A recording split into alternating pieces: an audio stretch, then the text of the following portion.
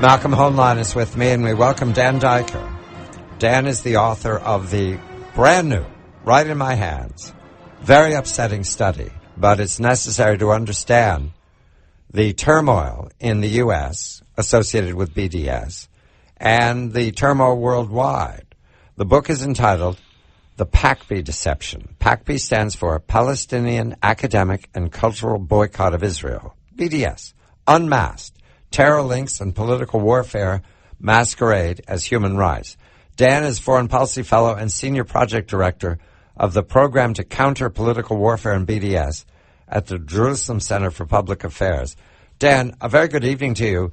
The San Diego tragedy, the 19-year-old who, to my reading of his background, had no connection whatsoever to Palestinians, anti-Semitic activity, cults, neo-Nazis, and yet his conduct, first attacking a mosque and then walking in and murdering people, murdering a person, trying to murder more in a synagogue.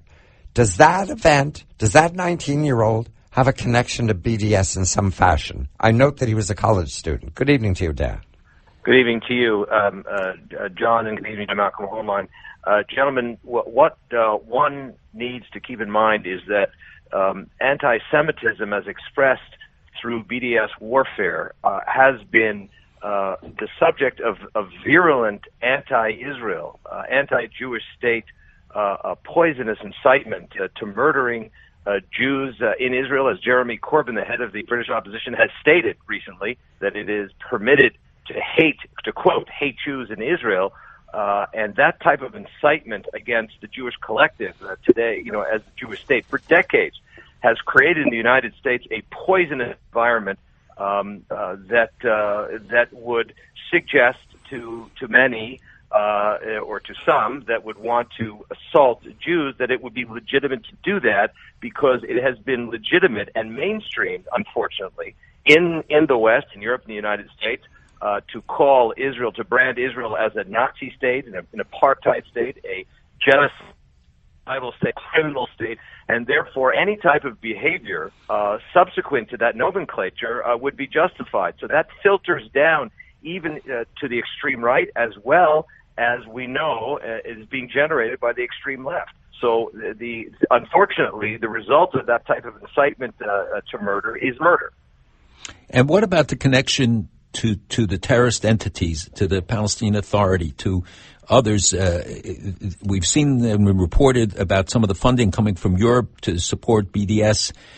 What are the connections and the linkages? Well, Malcolm, what we have revealed in the book, The PACB Deception Unmasked, is that the BDS National Committee and the PACB and its partner, the PACB, the Palestinian Academic and Cultural Boycott of Israel, these are not grassroots U.S. and European-based peaceful networks in order to establish a Palestinian state next to Israel. They are really a political warfare, terror-supporting network that is based in Ramallah, largely in Ramallah, the Palestinian Authority, and they are run by individuals that sit together with 5 designated Islamic and Palestinian terror organizations as designated by the United States government and the European Union. We're talking about the Islamic Jihad, Palestinian Popular Front for the Liberation of Palestine, the Hamas, PFLP General Command, and the Palestinian Liberation Front. These terror organizations are co-equal members of the BDS National Committee in Ramallah. And that means that the BDS as a concept and as a campaign is a terrorist-supporting political warfare campaign designed originally by, motivated by Arafat, continued by Mahmoud Abbas and others in the PLO, and supported by Hamas with one express intention, and that is to dismantle the Jewish state by all means, including violence and terrorism, as well as political and economic warfare. We've learned follow the money. Is there a quick way to talk about who's paying for this, Dan? Well, we do know NGO Monitor, headed by Professor Gerald Sundberg, has done a superb job in following the money on political warfare organizations masquerading as human rights organizations. And we do know that, unfortunately, European countries have been funding a lot of the political warfare organizations like Al-Haq and Sabil in Ramallah, and that is what fraudulently are referred to by pro-BDS warfare activists as human rights organizations. As these types of organizations are political warfare organizations that are largely funded by these European states.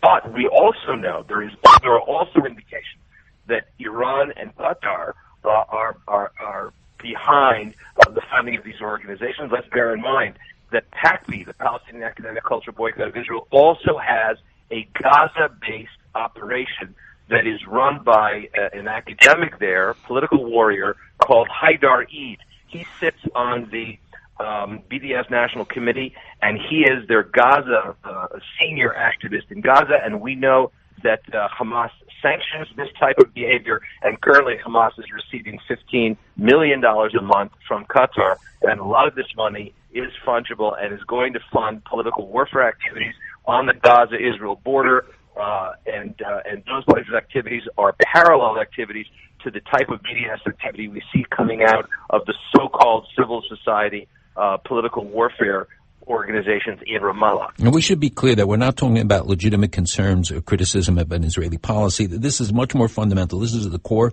There's blatant anti-Semitism, and this is a tool that they have chosen to use. And in fact, today, against the state of Israel as the collective representative of Jews, and today it was revealed in Israel, I think, that they've used bots now to try to start a campaign against Eurovision. Dan, quickly, we have 30 seconds. What about these bots? These bots were revealed today in an unprecedented report by Israel's Ministry of Strategic Affairs that revealed for the first time through intelligence research that the Eurovision, that the PACB organization has been fraudulently using these types of former Soviet type of warfare instruments in order to create the notion around the world through false accounts, through fake social media accounts, that Eurovision should be boycotted. I see. All right. So bots. Dan Diker and Adam Shea, the authors of the new book, The PACB Deception, Palestinian Academic and Cultural Boycott of Israel. Malcolm Hoenlein, I'm John Batchelor.